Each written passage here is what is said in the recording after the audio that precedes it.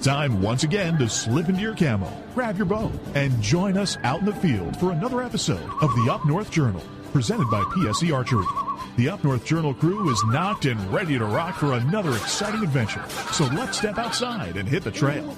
This episode of the Up North Journal podcast is brought to you by PSE Archery, Deer Camp Coffee, Buck Baits, JPO Game Calls, The Island Armory, Hacker Max, Sunrise Archery, and C3 Better the Hunt Technology. Welcome back to another episode of the Up North Journal, everybody. Host Mike Adams sitting in a nice, comfortable cabin this week with Dan DeFall. It is a nice, comfy cabin, and we are back live on this Wednesday night. Cool August evening. It is fantastic to be back in the cabin after a week, and I tell you what, A blazing heat. Yeah, right. A blazing heat. Being outdoors over the weekend, it was pretty hot. And I wonder how those guys did up the R100. I looked at that and I was like, ooh, yeah, that's gonna be hot. It was smoking hot and muggy that day. Good grief! Right? So I tell you ready to get with it? Let's get with it. Let's take care of the people who take care of us. Alrighty. How about we start with buck baits, folks? That's right. Buck baits. It's going to be about that time. Woods and Water is coming here in September. So if you're going to be going to Woods and Water, Buck Baits will be there. So make sure you check out. When I find out what booth it is, I'll tell you what it is. But if you go visit their website over at buckbaits.com and use the promo code UNJ20, you get 20% off your order. And get those tree stands ready. You're going to need some cutting tools. How about some Easy Cuts? Some EasyCutProducts.com. Go check out their full lineup they got, from backpacks, pole saws, to sprayers, to battery operated. And if you use the promo code UNJ15 off, you get 15% off your order over there. Our friend Lincoln Roan. I tell you what, the man is of many words, and if you want to save $25 off on your Packer Max, give him a call or go visit PackerMax.com, use the promo code UNJ25, and get $25 off your order. Can't say you can't have enough guns. Or Never. ammo, right? Don't you ever say that. Never. So, the Island Armory, proud sponsor of the Up North Journal. Go check out their website weekly. They always got new stuff coming in. If you're friends with them on Facebook, and if you're not, become friends, because they post a lot of what they have in stock. TheIslandArmory.com. Use the promo code UNJ10. You get 10% off your order over there. Oh, September means goose season starts September 1st, so you need to call. 2 weeks. There you go. 2 weeks out. JPOGameCalls.com. Use the promo code UNJ10. You'll get 10% off your order. Check out the Omni series. Check out his grunt tubes. And check out the rest of his website over there. And last but not least, voted number one in the Detroit area by WDIV Channel 4 in Detroit for a coffee shop. Deer Camp Coffee won first place. Congrats to them. And if you're in the area of 15 and Dodge Park, stop at the brick and mortar store, pick up some. If you're ordering off the website, deercampcoffee.com, use the promo code UNJ10. You'll get 10% off your order over there. And don't forget, pick up a bag of Up North Journal blend itself. That's what we're drinking tonight. That's what we're drinking. It's awesome. And last but not least, 123 FM up in Newberry. There you go, folks. It is sunny, blue skies in Newberry, 71 degrees. Go to Cider's, get a pizza, get some coffee there. Deer Camp is proudly sold there as well. And get yourself some. There you go. So you got everything out of the way. I did get everything out of the way. The weather's changed. The weather has changed. It's time to talk some archery, dude. Right? What do you think? I think it's that time, because I swear this morning would have been a good morning to be in that October tree stand. Anytime's a good time to be in a tree stand, as long as it's legal. You know what I'm saying? Right? Well, I tell you what, let's go ahead and get our guest in. He's sitting here anxiously awaiting, and we got Rob Komyathy on from Outtech today to talk archery, talking a little PSE today. How you doing, Rob? Good. How are you guys? Man, we're living the dream. You know, it's good to be here in Michigan, especially as this time of year starts to approach and we start getting itchy trigger finger for a gun or a bow trigger, whatever. You know, it's a good time to start thinking about the woods. Yeah, there's never a bad time to think about the woods. And I think, Danny, were you like hinting that the frost is almost on the pumpkin kind of said thing? it. Is that what you were getting at? Well, the further you go north in the state, and I hunt up in the UP, that could happen anytime after September 1st. It could. I tell you what, that's one of the dynamic we have in Michigan is literally you can start from Ohio, drive all the way up to the UP, go over to Ironwood, and you've literally gone through all 4 seasons in one day. You got that Yeah. right. No, I left my house pretty early this morning, and it was comforting to feel that little bit of chill in the air, and it gets you flowing, gets you excited for fall. It does. My right index finger starts twitching know, about right? this time of year.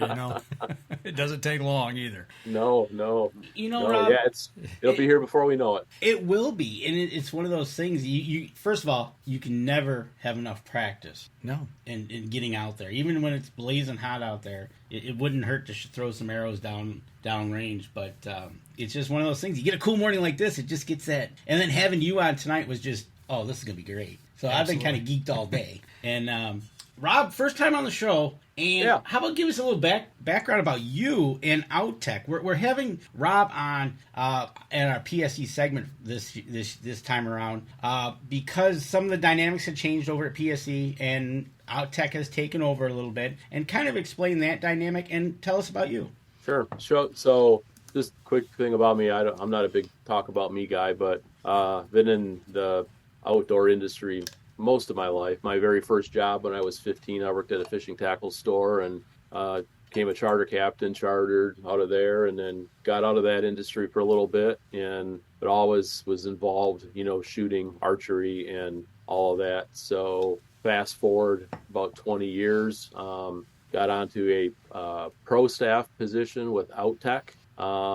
Did that for 4 or 5 years, and a job opening became available, and next thing I know, I'm selling archery and hunting equipment for a living to all the dealers in Michigan. So love it, and it's a great job, and now I think it's year 13 of doing that. So it's time goes by, and it seems like the older you get, the quicker it goes by, and so. My dad always told me that, and it's very, very true. So, but yeah, avid hunter, avid archer, love to fish too.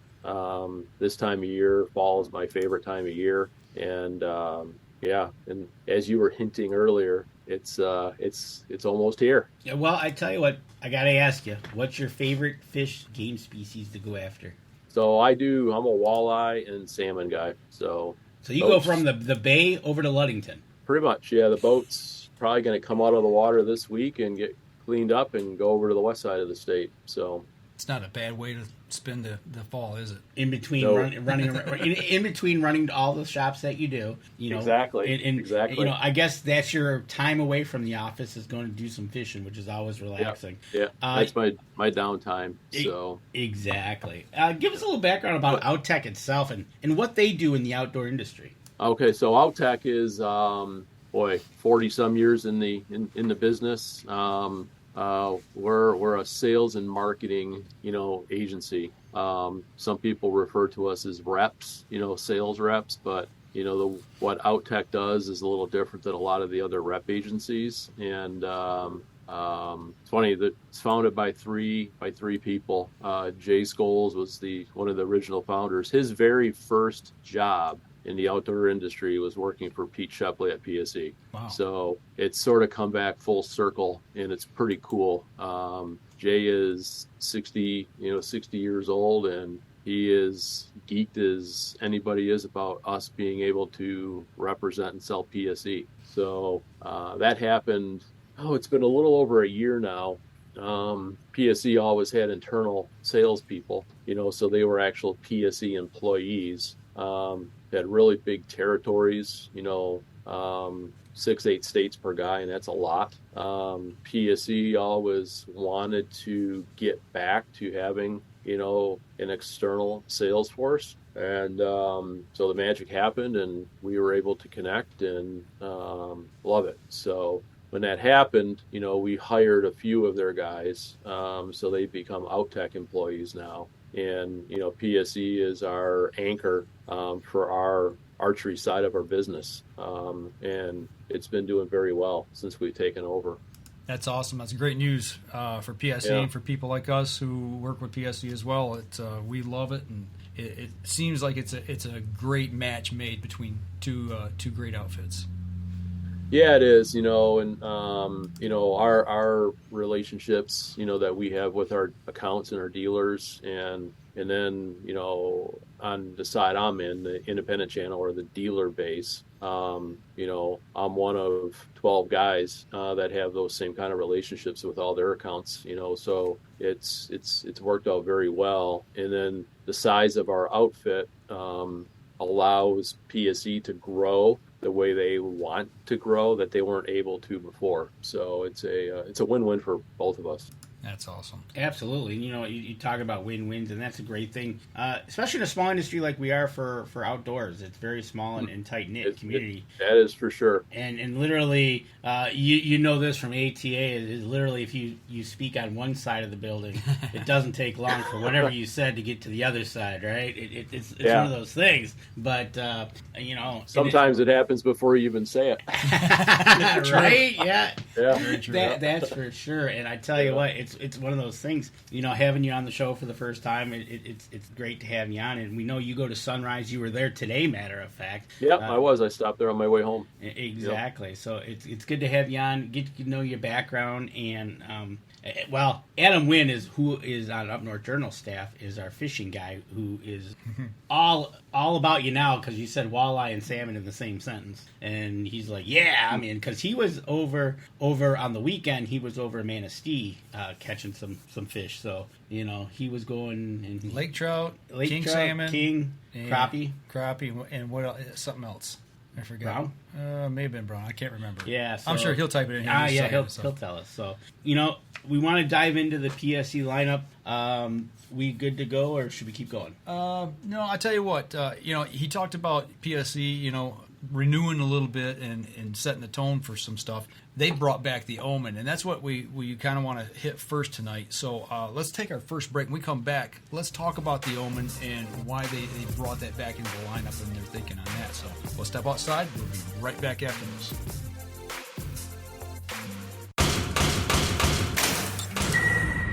PSE Archery has reinvented the way you buy bows. From now on, you can make the most educated decision possible by basing your bow choice specifically on your shooting needs and goals. All you need to do is ask yourself, what kind of shooter am I? What do I want to achieve? PSE will help find the right category for you. So, what kind of shooter are you? Find out at PSEArchery.com.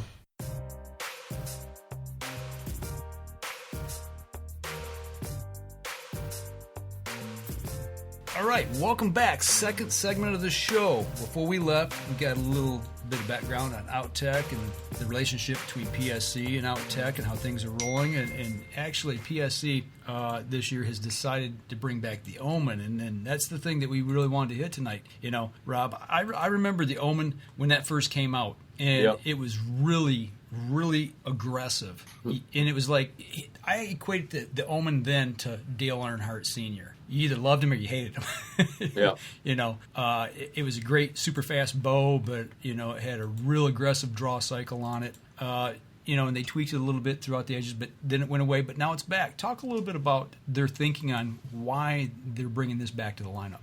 Well, obviously, the Omen was even though like you said, it was love-hate, it was an aggressive bow. And, PSE, at one point they were sort of, it was all about performance and speed. Everything was speed, with them. Mm-hmm. And, when they brought the EC cam to the market 6-7 years or so ago, it really changed the whole, the way people thought about PSE, smoother drawing, quieter, more forgiving. But obviously, the performance side of archery has always been, PSE. The Omen was a great bow. Super fast, and it just like you said, it was aggressive. The Omen was a popular bow, and it was a popular name. Everybody liked the name. So obviously, when the whole speed, bow came back up, we introduced the Expedite, which was basically the bow with the EC cam, it's just shorter brace height. Good shooting bow, but it still wasn't like the Omen was. So fast forward to this year, with our new cam system, the E2 or S2 cam, we've gotten that Omen-esque bow back, but in a lot more forgiving and quite frankly, probably the most stable platform in a hunting bow of any bow on the market right now. And when that bow was introduced to the dealers, it went over about how we figured it would go over, as far as a launch with, units sold and so forth, until the bows started to hit the dealers' shelves and consumers started shooting them. And then all of a sudden we just saw a surge, in sales, just because of the way the bow shoots. Right.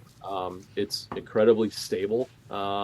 And it's quiet, it's dead in the hand, and it's crazy fast. I mean, it's the 356, IBO speed rating on that bow is actually it's pretty conservative.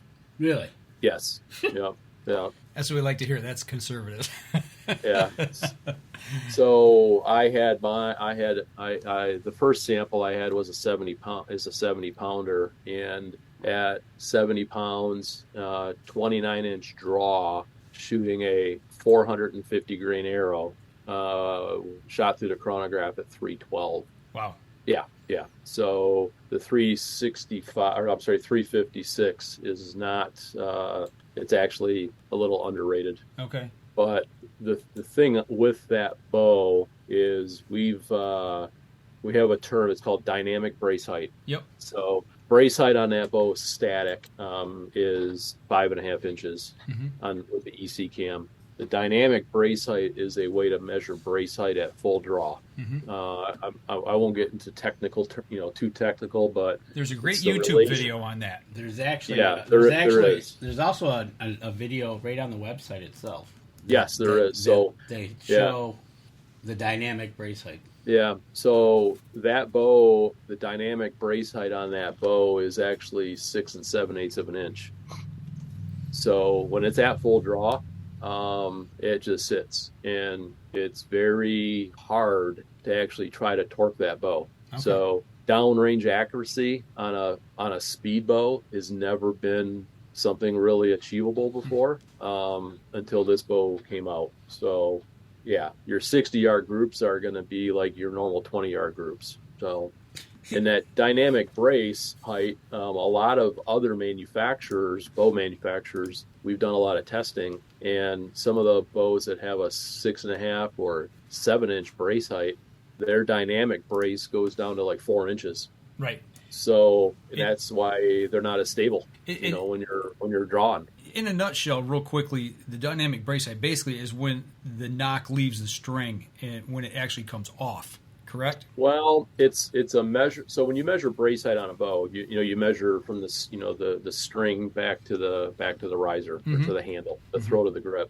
The dynamic brace height is a combination of a few things. At full draw, it's where the string actually comes off the cam at full draw, and it's also where the cables lie at full draw. So you take a couple of those calculations and put them together, and that's how you achieve that dynamic brace height number.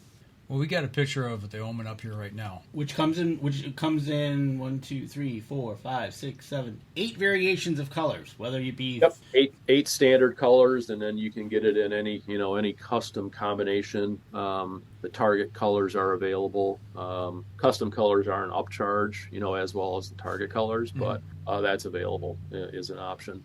And it comes in one of the two sets of cams, right? The E2. Two cam options. Yep. So you have the E2, which is the most popular one, and then you have the S2. The S2 just is for the shorter draw length folks. Like you, Danny. Says the guy that we got matching draw lengths. Yeah, we do. Yeah. You saying you got dinosaur arms? Yeah, I don't pay a lot of checks. at the restaurant. Dinosaur arms and alligator arms. Right? So, so you so you get the 2 cam options. You got the 8 different colors that are standard. You can obviously get it whatever you really want. What is the MSRP on this one? Oh, that bow's $11.99. Okay. You know, and that falls right in line with about a bunch of other major competitors. That it's about the same price. That you look into them, and it's right in that ballpark. It's not cheap by all means, folks. But it is an investment, and like you said, if you ever shot the original Omen, and from what it sounds like, shooting this one, it's heaven and hell. Yeah, and with these, this cam system, you can get the high let off, 90% let off, right? And which makes it easier. And he just said that he 312. He got his rocking at 312. That's just. Well, let me ask you. That was just with a standard like whisker biscuit style rest, and and not set up. So yeah, it's pretty impressive. And you're thinking about hunting with this year? You were saying? Oh, I have a 60 pounder that I just set up, and I literally just finished putting strings and cables on it and bolted the rest and just sort of tuned it real quick, and I'm going to build some arrows for it. But I'm thinking my draw length is 28.5, and the arrow that I'm going to hunt with out of that bow is going to be closer to it's like 375 grains. Okay. And I'm anticipating that arrow shooting in the 310 range out of a 60-pound bow. That's smoking. So would you say out of the PSE line, this is probably your favorite bow out of the line? I don't know if it's my favorite. Okay. It's that's the problem when you start doing this stuff. When you've got all these bows, your sample bows, it's like which one am I going to actually hunt with? The Levitate. I still really like that bow. It's crazy light. It's for a packing in kind of bow. It's awesome. And I've got that a bow set up to hunt with, but I ordered a 60-pound Omen 2, and that's probably going to be my go-to hunting bow this year. Okay. So, between that and the XF, the XF 33, which actually was just voted, it just got high praises on, Archery Trade Magazine just this past week. We love it. Yeah, that's a great bow. I know that's what the bows you guys are shooting. Yeah. So imagine, your bow, shooting 20 feet per second faster is basically the Omen. Wow. So, very similar feel. And to be honest with you, I think it's a little more stable at full draw than the 33. That seems amazing to me when you tell me that. When you tell me it's a lot more deader in the hand and it's harder to put torque on it, but it's just that much improvement overall from speed to the way it feels in your hand is just I don't know where Pete Shepley stops at innovating and turning over new things. Well, let me ask you this about it. The thing that really stuck in my mind when I shot the Omen when it first come out is that full draw, you had to have so much back wall pressure that if you let up the slightest bit, that bow was coming forward. Oh yeah, it hit zero valley. Mm-hmm. So how is that back wall and valley compared on this E2 cam versus that first one? So on either E2 or S2, they're very similar. As far as the valley. The valley is a lot deeper than the original Omen was, and part of that is the way the let-off modules work. So that module, comes from the factory with the high let-off mods, which are, 80, 85, 90%. You can also get, as an option, it's an additional module. It's called their low let-off module, which is, 75, 70, and 65%, let off. That's actually what I have in my bow. Okay. I like a little more holding weight on the back end, and it changes the feel of that cam. It doesn't have that big dump at the end like a high let-off bow does. But you don't have to worry about staying in your shot as long, as much as you did with that old cam that was on the Omen. Okay. So, totally different. That's totally different. It's a lot like the bow you're shooting, because it's in essence it's the same cam, that's on the XF 33 and 30. It's just a little bit different geometry in the riser, and then it's a deflexed riser, so your brace sight's a little shorter. But it's the same cam system that you guys are used to right now on your XFs. Gotcha. I think we need to go shoot it. Well, I know we're going to go shoot it. That's just a given. Yeah. I'm looking at the website, and if anybody out there wants more information on the Omen, you can go to the website, PSEarchery.com. Kind of scroll through it. They got the bows, the merch, the PSE Nation. You can see it. If you're watching us on live, you can see it right now on the screen. If you're on the podcast, this is a great reason why you need to come over to the live and watch us on YouTube or back on Facebook. Question I have is this FDS Technology, the full draw stability system. Yep. Explain that, please. That is it sort of all ties into that dynamic brace sight. It's the way at full draw, it's how the string and cables come off of the cam. Even with, the cams on this bow are not draw length specific. Like some of the older PSE models used to be. So even with the adjustable draw length module, the way the cam rotates in relation to the draw length module and string and cable, how they come off the bow, all relates to that stability system. Okay. So it's not just a buzzword, that's been created. It actually is, there's some science behind it and a lot of engineering behind it. This bow's been in the works for almost 2 years to get it to where it's at. And that's why the bow is as stable as it is. So definitely, like you said, it took 2 years to come to market. We're actually rolling the video right now off the website of the dynamic brace height and how that works into it. But 2 years to get this right, like Rob says, and Mike and I always say, you got to go out and shoot one. Absolutely. It might not be your feel, but give it a try, man. It's like buying a new car. You're not going to buy you might want to test drive a few models before you pick the right model. Exactly. Yep. Not everybody's going to like it, but from the feedback you're getting up to date, it sounds like everybody's kind of liking it. Yeah, it's gone over very, very well.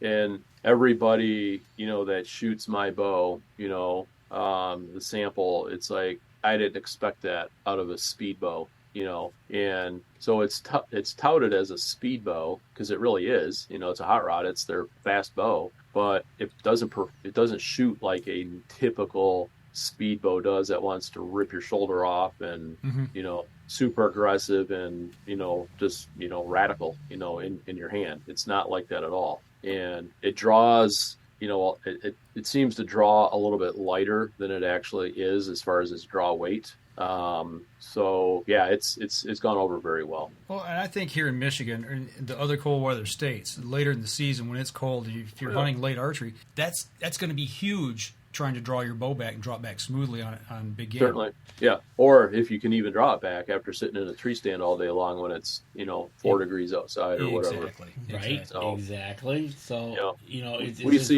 we see that a lot. And anymore, everybody thinks you've got to shoot 70 and 80 pound bows, and you don't.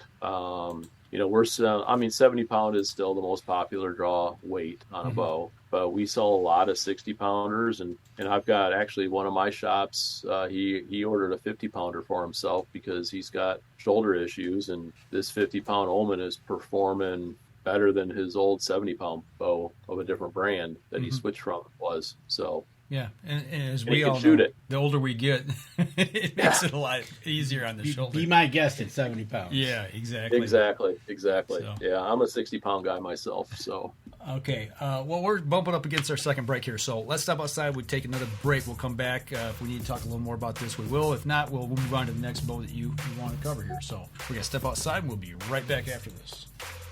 PSE Archery has always dominated the speed category. Now, the most revolutionary cam system ever to hit the market has perfected the shooting experience. Introducing PSE's Evolve cam system, featuring extremely high let-off capabilities and the smoothest draw cycle in history.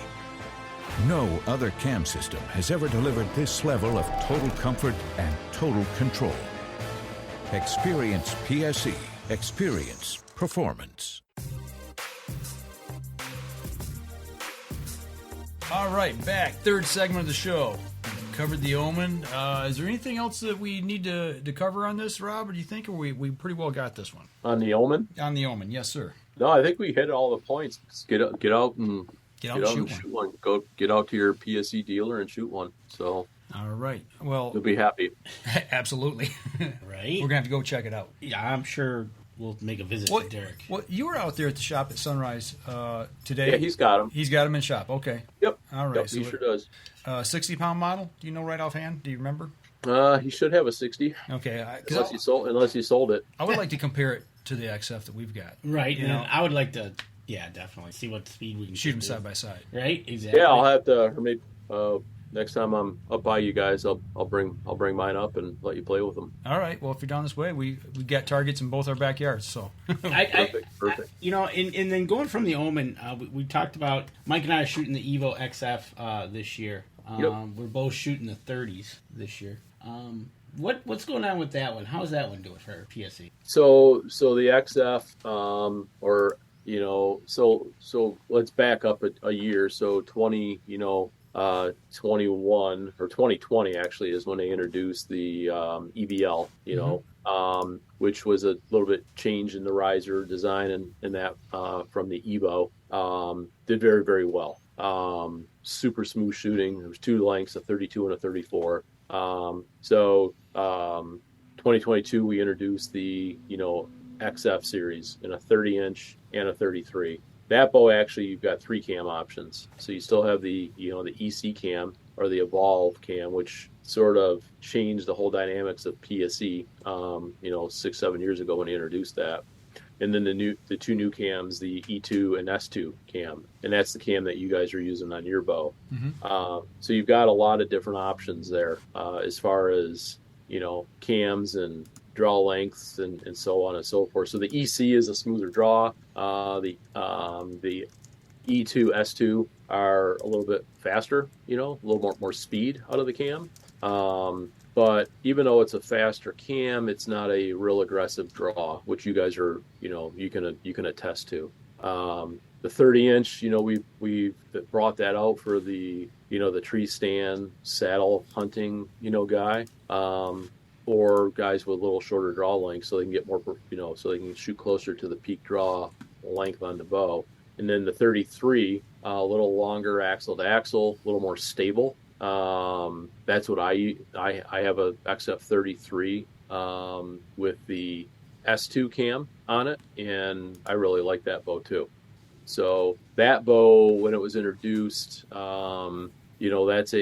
a 4-track binary cam, but we came out with an adjustable cable rod on that bow that allows some tuning, that you can move your cables left to right rather than having to shim cams, to tune. Because 4-track binary cams, the only way to tune those is typically by shimming cams. Mm-hmm. With that new cable rod system that we have, you can get most of the tuning out of it before you need to go shimming cams. Yeah, I remember the first time that we had to have our cams shimmed. I thought Danny was going to cry, brand new bow, and it was in pieces. You get a little nervous. You get a little bit nervous. It's but don't drop one of those shims, please. Talk about it, yeah. And so now, talking about the 33 to the 30, back to the Omen. The Omen is 4.5 pounds. The XF 33 is 4.5 pounds. Yep. And the 30 is 4.3. There again, like you said, when you're out there, you've got a vast selection of your cams, how you want to shoot, whether you want the little bit more speed in the S2 and the E2 cam, or do you want the little bit better draw cycle on the EC? Correct. Now, you were talking about you like the low let-off.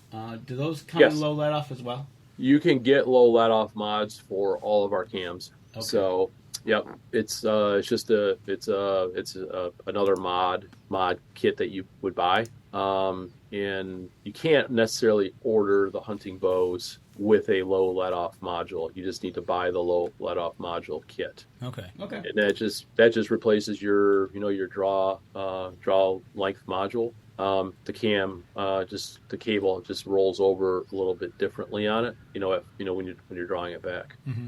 Do you find people that order the low let off mod kit, are they for their hunting rigs? Are they typically more of the come from a target shooting background? Yeah. Because obviously, the whole target world. I mean, everybody you want more holding weight.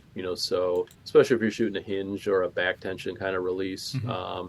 Where you need some weight in order to trigger your release.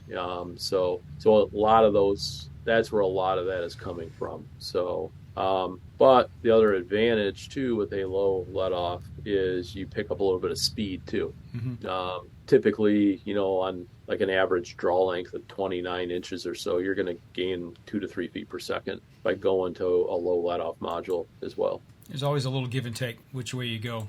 There is. To get something, you got to give something. Yep. The one thing that I found too by using the low let off mods on that bow is it eliminates some of that dump at the end of your draw cycle. Mm-hmm. Because anytime you have a bow that's got a high let off, 90%, that's pretty high. That energy has to go somewhere, right. And it goes into the final section of the draw cycle, mm-hmm. and that's where you get that dump. Mm-hmm. Where you're rolling over, then boom, it comes in. So when you have a low let off module on there, it's more of a steady pull, and it just comes back to your full draw. So you don't have that dump at the end, which I like, mm-hmm. Especially in a hunting scenario, and then letting down isn't as scary. Because a lot of times on those 90% mods, it's like you gotta when's it gonna? Then you almost have to push the bow forward to get it to let down. Yeah. So, and that can get a little scary. But even with that low let off module, it doesn't want to rip your arm. Gotcha. So it's still got the same valley that the high let off module has. Mm-hmm. It's easier to let down. Yeah. Going back to the Omen, the first Omen, I remember that letting down on that thing. Ooh, that was a nightmare. Your shoulder was coming out of socket just about. Oh yeah, without a doubt. And the XF 30 and 33 again comes in the 8 standard colors, and you can get the custom colors as well. Correct. Correct. Yes, sir. So, again, folks, you got to go over to a dealer to shoot these bows. You hear us talk about it on the show, or else when we're out on the field doing live. When we got Rob on, you hear us talking about it. He shoots them, we shoot them. But, again, get out there. Go check them out on PSEArchery.com. Get to your pro shop. I advise you to get to your pro shop now. Don't be one of those that wait till September and then want to... Unless you're seasoned, then go for it. But don't be that guy that shows up on September 25th thinking he's going to be out there open day. Yeah, exactly.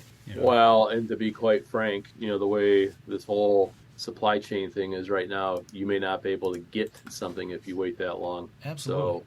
So, it's still... I don't quite understand it, but it's still, the demand is still there. I mean, it's, and getting stuff is difficult. It really is. Well, looking at it, and it's, go ahead. And then that's the one thing that I will preach from the, off my soapbox per se. Mm-hmm. Don't give your dealer a hard time, or don't think he's feeding you a line when he says he can't get stuff. They can't get stuff.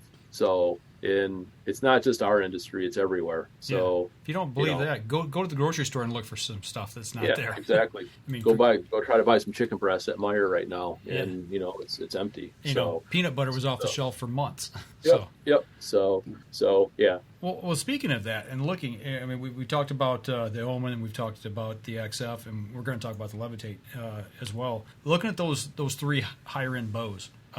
As far as the factory, I mean, are they behind? I mean, I know there's product on the shelves at most of your shops, but depending on how quickly they sell. But what kind of traffic are we seeing in shipping on that?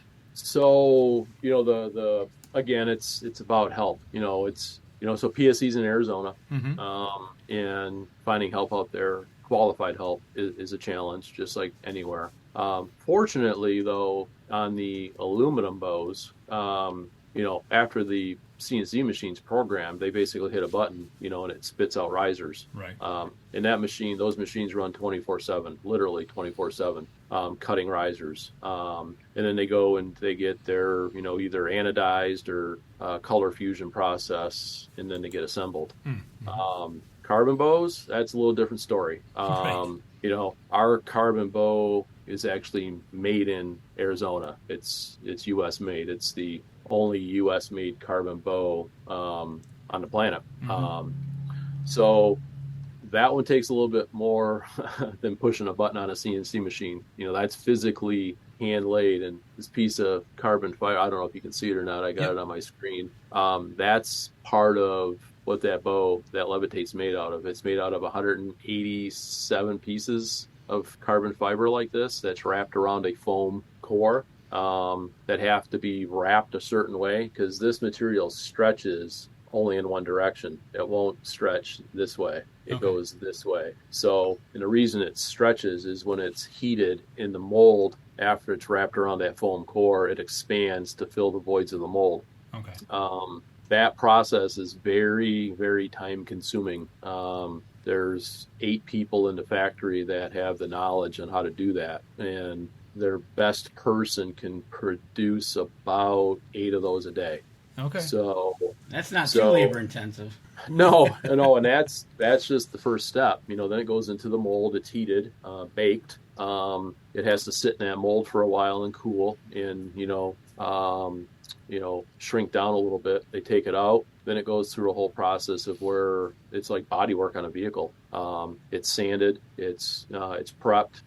It gets a primer coat. It goes through another inspection process before it goes to the paint or the final finish process. Mm-hmm. So at one point, those bows, we were at 16 weeks from point of order. We're getting better. We're down to about 8. If you were to order a bow now, but quite a few shops have the levitates hanging, right now, because obviously their orders are there. So that bow is awesome. It really is. It's insanely light, and it's lighter than anything on the market as far as a bow, and it performs. So. The Mach 1, the Carbon Air was the very first carbon bow that PSE come out with. Right. And then that morphed into the Mach 1, which, is still a current bow that has the EC or the Evolve cam on it. And then the Levitate is the John Dudley version of the Mach 1, that has the new EC cam or the S2 cam, depending on what draw length you need. That bow's done fantastic. So we couldn't keep up for quite a while on, making them. And a lot of frustrated people because of that, but we're starting to get caught back up now. And that's one of the things also with bringing John Dudley on board was getting his lineup from the Evo NTN to the Embark to the Levitate. He's kind of got the whole gamut for everybody that follows him to check out and go try. And it's just one of those things that, we shot with him at TAC. You shot with him at TAC, and the guy is just great for PSE, and he's very knowledgeable. And like you said, he could have went somewhere else for more money, but that wasn't his point. The point is he wanted to sit down with the engineers and make these bows. Mm-hmm. Absolutely. Correct. No, and he's pretty pro USA, too. So, and so is PSE for the most part. So, and that Levitate. Axle to axle is 32 1/4, and it comes in at 3.6 pounds for a carbon bow. You talked about something for backpacking out west or whatever you might be doing. It's a pretty light bow. It is, but being that it's light, it's still shootable. And there's not a lot of there's a tiny little bit of hand shock on the bow if you're shooting the bow without anything on it. But by the time you put a sight on it in a rest, and it pretty much takes that out. Even if you put a small stabilizer on it, my Levitate set up with a sight, a rest, stabilizer, and a quiver still is under 6 pounds. Completely set up, and it's dead in my hand. So, not bad at all. I tell you what, it's not. The bows we've talked about so far for PSE has been sounds like another out of this park again with the archery Pete Sheffley. Absolutely. You know, and tell you what, we're coming up onto our last break. I tell you, time flies when you talk about PSE. And when we come back, we'll hit our fourth segment, and we'll keep our talking going on. All right, well, let's step outside, take our last break. We'll be right back after this.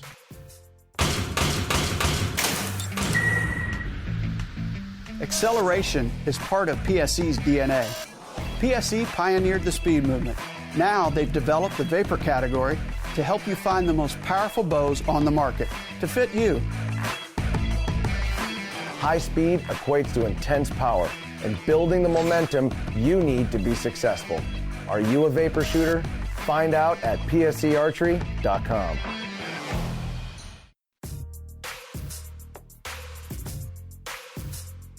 All right, we blazed through three segments. We blazed through three segments. We talked about three of the top bows for PSE, but that's not kind of all where they stopped. There's two more bows we wanted to quickly touch on real quick. We'll start with the PSE Brute ATK, and yes, I think that was named after Komyathy for the guy. Don't go there. Give us a little background on the Brute here, and what they did with that. So obviously the three bows we just talked about are their flagship bows, or their pro series bows that are only available in pro shops. Your true archery pro shops, can only sell the pro series bows. So obviously PSE, we've got bows for everybody in every price range, from, entry-level kids bows at like $229 all the way up to $1,900 for the Levitate. But the Stinger and the Brute got a refresh this year. The Stinger has been around the PSE lineup for quite a while. That's still a single cam bow. So single cam on the bottom, idler wheel up top. But the ATK gives you, a little bit more draw length adjustability now from the old model. Cosmetically, it's been, it got a facelift because it just, quite frankly, needed it. And then the Brute actually got quite a upgrade. That actually went to a 4-track binary cam system. With our PBTS, our cable splitter system on it.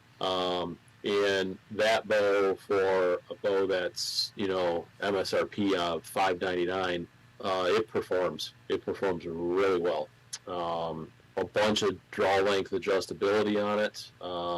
That bow you can get a couple different ways. You can buy bare bow, or you can buy a ready to shoot. There's two ready to shoot packages, a basic package and what they call their pro pack, which has a little bit better sight and rest on it. So those bows are available, obviously, in pro shops. But the Stinger and the Brute are what they call their core series line, which are available pretty much everywhere. So some of your box stores that carry, archery, possibly would have those as well.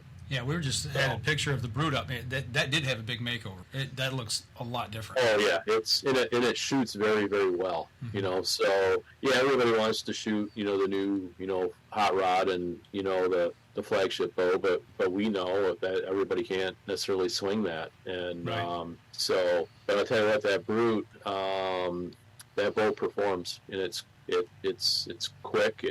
It's not a machined, riser. So, that's some of the cost, that comes out of it. But for $599, I would put that up against anybody's bow in that price range now after the upgrades on it. Now, correct me if I'm wrong, but did that bow previously, it had a real wide range of adjustability for the poundage. Is that still the same? Yeah, you can typically, safely, on a Brute, Brute's 15 turns, on the limb bolts, which will get you roughly, so on a 60-pound Brute, you could probably really easily get that down to 35, 37 pounds. And the point I was trying to make with that is, you get that for your young teenager, 10, 11, 12 years old, can get out and actually, take a deer with it legally. I think it's 35 pounds here in Michigan. Am I right on that? I think that's right. And get the job done. Also have a bow that looks like Dad's. Yep. Similar to Dad's. But then as he gets older, you turn the poundage up and you get up into something when he's, late teens, early 20s, has that first job and can't afford the high-end bow, he can still get out and hunt and do the job. Yeah, exactly. You've got some draw length adjustability on that, and it's a good shooting bow. And anytime, obviously, you guys know, anytime you really lower your poundage down, the bow gets a little sloppy. But kids, it doesn't take long for them to build their muscles, up. Absolutely. Those deltoids and stuff that you don't usually use. So they can easily get the poundage back up to where they need to be. And that's the thing, right? You start them out, and what you don't do is you don't do the, hey, you want to learn to shoot a gun, give them a big old 12-10 gauge with a 3-inch slug, and say, try this, right? Yeah. So you get them into something like this, and you start low poundage, and as soon as they start to see they can become more accurate and they start moving up, it really helps in their mental aspect of they can do it. And once they start pounding that target and they get that confidence built up, it makes a world of difference. Oh, without a doubt. And that bow's, fairly light bow. It's a 4-pound bow, and you've got 7.5 inches of draw length adjustability on it too. So more than a lot of bows in that price point, and you don't have to buy separate modules. It's a rotating mod on the cam. So exactly. So and again, the price point on the Stinger. $399 on up, depending on how you buy it. $399 would be like a bare bow, and then there's 2 different packages on the Stinger as well: the standard pack and then the pro pack. Okay, so right there, probably around $500 get you a complete bow. Start it off. It'd be great, and you got everything to go. And it's like almost like a one-stop shopping. And then all you need to do is get some arrows, and away you go. Start flinging them. Right? Exactly. There you go. Exactly. So arrows, a target, and release, and you're ready to go. Right, and he'll be wanting to shoot, or she will be wanting to shoot every squirrel and rabbit in the backyard. Neighborhood pets, be warned. Right. But going over all these bows again, folks. We can't stress enough. Get out to your local dealer. Try them, shoot them. Try different other bows too. Don't just listen to us. Try everything they got in the shop. Each shop is a little bit different. What lines they carry. Try them out. Try different ones. Plan on taking the time to do it.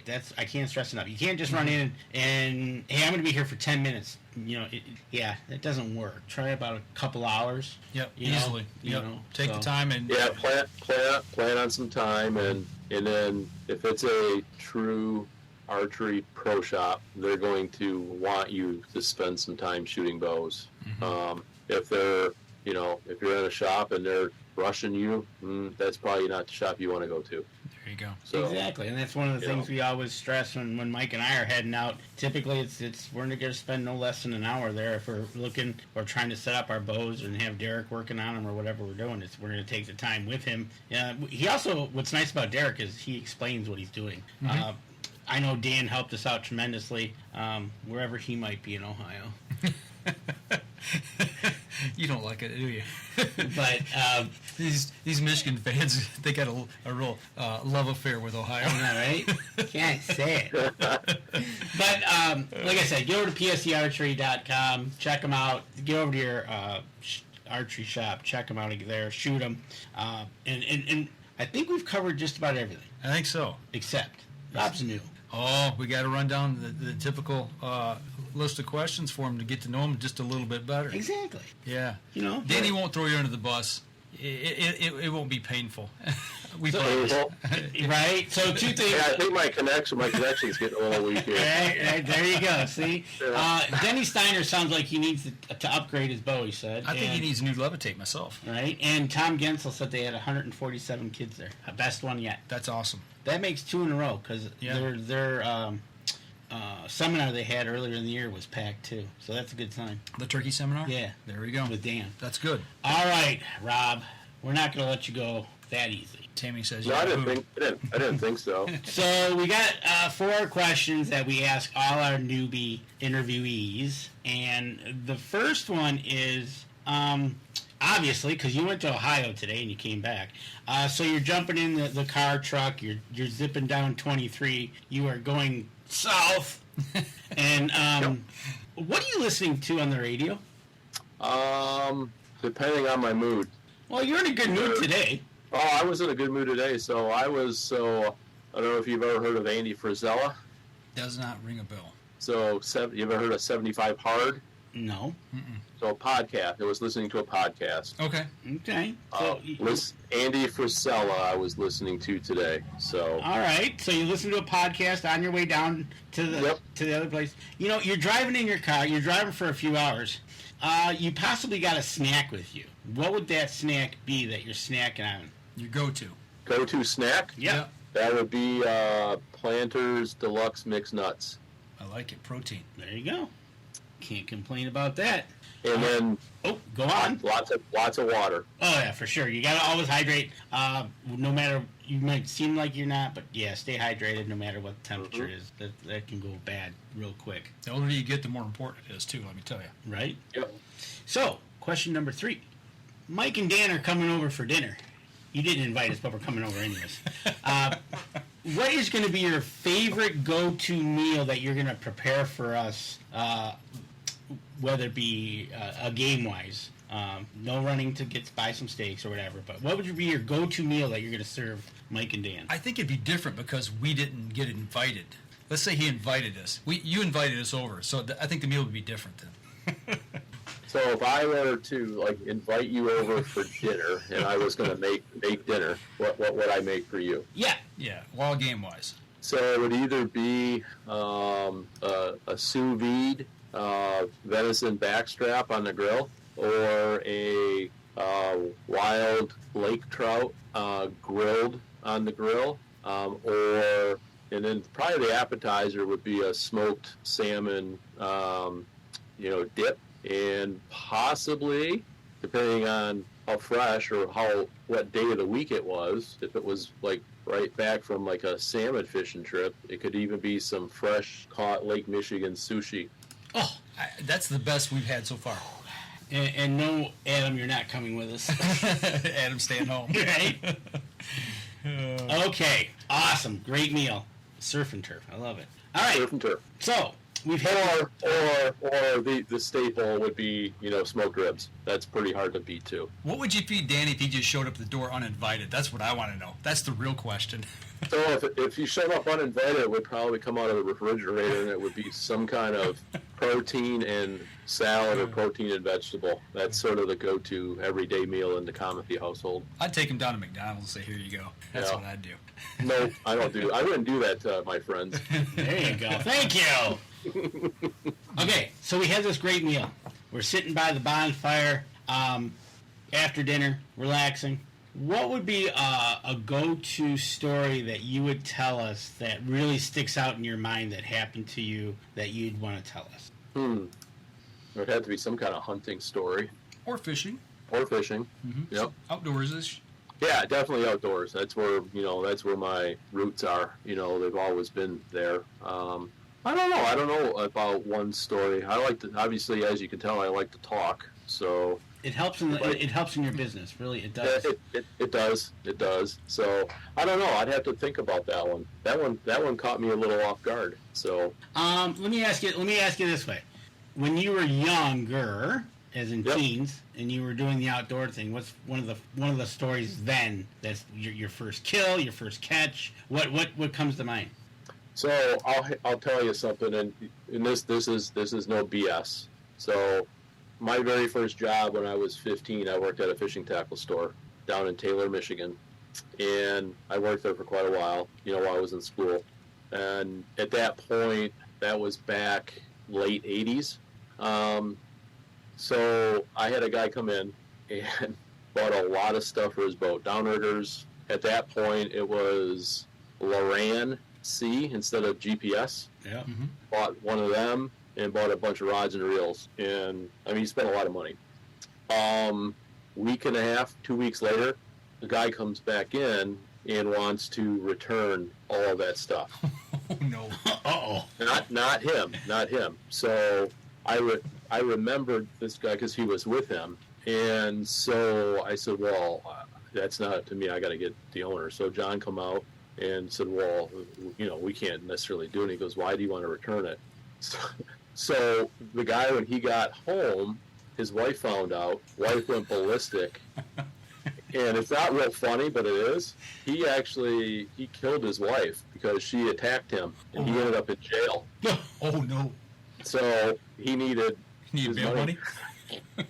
So as far-fetched as that sounds, that is a true story. And that one sticks with me because it was like, you got to be kidding me. Wow. Yeah.